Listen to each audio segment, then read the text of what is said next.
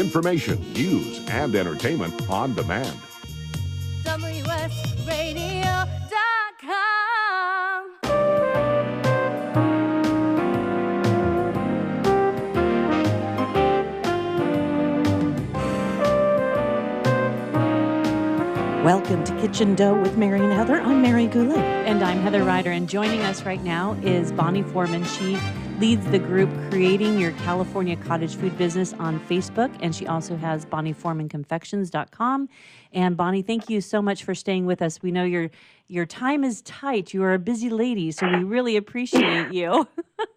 My pleasure to join. Oh, my goodness. Thank you so much. And so initially, when you first came on in the last segment, we were talking about reducing the barrier to access in the food business, because you were saying that this is a great way for people to get started, even though they have bigger dreams of taking it beyond cottage food.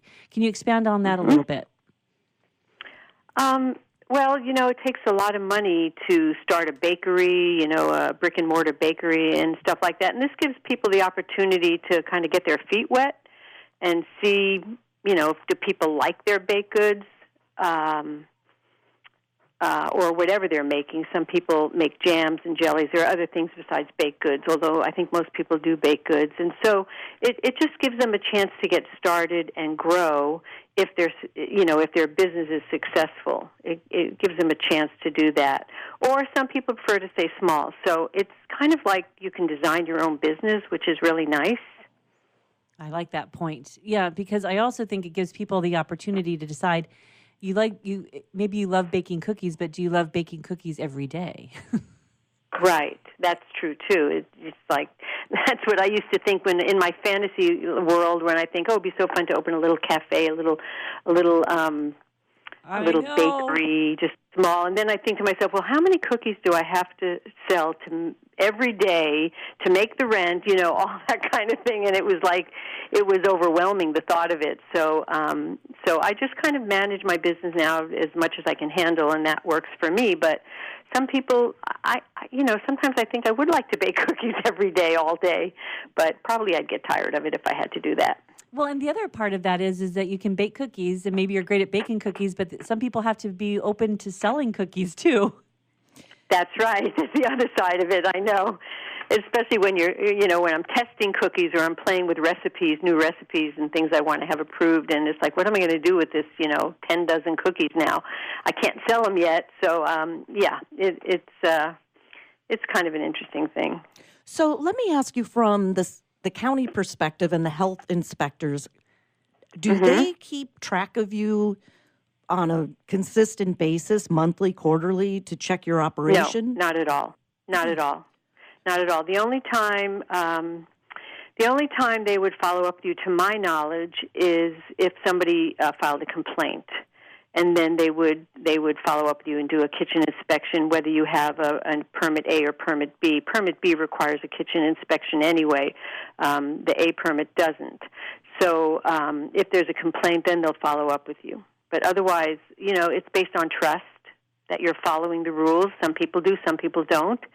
But basically, it's based on trust that you're going to follow the ingredients that you're allowed to use and not use the ones you're not allowed to use, which unfortunately people do. I do see people on their pages, whipped cream cakes and stuff like that, which we're not supposed to do. But, it's like you can't micromanage it, although it would be nice if there was a little more follow-up to make sure people are doing things. It's just not fair to everyone who's following the rules when there are people doing their own thing. So, nope. Yeah, there's really no follow-up. Do you know what I've also found interesting as far as the inconsistencies with the different counties and everything too is a lot of cottage food people, they have to get out and sell, so they end up going to farmers markets. But even some farmers markets will accept cottage food people and some will not. So and in my area, they did not. They would not let cottage food people in there. They'd say, it's up to the county, and we have to talk to the county, and the county wouldn't talk. It was just this whole political thing. I don't know what it was about. I think now they will. I haven't pursued it because, to tell you the truth, it's expensive to go into a farmer's market here. it's wildly expensive. So it's, again, how many cookies do I have to sell or how many cupcakes do I have to sell to make this worthwhile for me? Right. And it's just not worth it. It's, I know some areas, and that's the other thing, the price of the permits in some areas is wildly expensive. In my area, I got in the first year, so I didn't pay that much, and to renew it every year is pretty reasonable. But when I looked at the new fees, because I was thinking of moving up to a B permit, it's like $500 and something for a permit. That's just for the permit. Right. And I thought, that's crazy. That's not very cottage food friendly, in my opinion. So, and then there are other counties that charge $49. So, Yeah, so where's the consistency? Yes, Yeah. it really is all over the place. That has to be so frustrating. Well, it's all over the place by state and by county. It's crazy. Right. And then also Yeah. to take into account, like with Heather, with her donut business, I ask her, okay, how does it pencil? Because if you're packaging your product for sale at a farmer's market or as a pickup delivery type of situation, you still have to be creative with your packaging. So you have to pay for the packaging, right? Yeah. There's all those overhead costs as well, and it can be pretty expensive.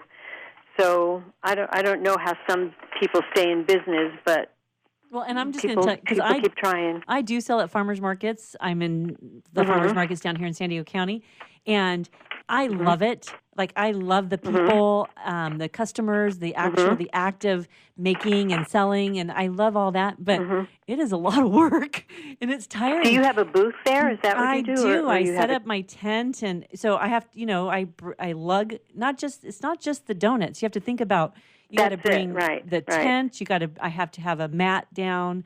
I have to bring my tables. I have to bring my banners. Your generator. My generator. Yeah. Yeah, I can fire up a 2200 Honda like no one else. You cook them right there? I do. I cook them on site. You actually make them right on site? I do. See, I don't think you could do that in my county because it's a cottage food. Oh, because you're a commercial kitchen, that's why you can. Yeah, that's a cottage food operator has to prepare their food at home. Yes, and I have. You can't cook on site. Yes, no, I cook them on site, so they're fried right there on site. So that's why I work out the commercial kitchen. Yeah, but, that makes sense. It's physically demanding. Oh, it's a 12-hour day. You're how many wiped days out. a week do you how many days a week do you do it? Well, here's the thing. I could be doing it every single day, but I'm too old, Bonnie. I understand. I'm a 50-plus-year-old woman that's hauling this stuff around. Yeah. So anyway, I do 2 markets consistently, and then I also have, my husband and I are empty nesters, and I don't want to give up all of my weekends. So it's just kind of like that. It's that lifestyle balance. But that's also what I do love about it is I can create my own schedule. You can make it work for you. Yes. Yeah. Yeah. I think that's the beauty of it. I do too. Well, so Bonnie, we really appreciate your time. And Heather and I are publishing an ebook for the cottage food industry. So we might tap into you for a couple of, hey, mention this in the book or mention that. And, sure. We're going to interview you for the book, Bonnie. We're just giving you a little heads up. Okay. I'm in. And if it's, I'd like to see this industry grow, and it's nice that I think almost all states now have some form of cottage food permits, or sometimes you don't even need a permit. You could just do it. So, but I think it is growing, and I'm glad to see that. Well, it's growing, and then it's retracting. So I just saw some email. I'm going back because there was some. They were, I think was it North Dakota, that they're retracting some of the. They call it a Food Freedom Act, I believe, in North Dakota, and they're taking away some of the freedom.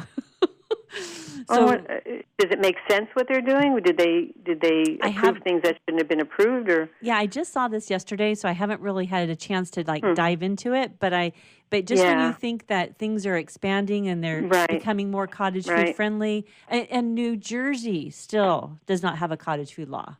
Right, I heard that. I heard that. Aren't they being sued? That's too bad. I think they're being sued by a couple of people that are trying to get that passed. And like Minnesota, did you say Minnesota? I did. We can tell where Mary's from. Yeah, right. Yeah, right.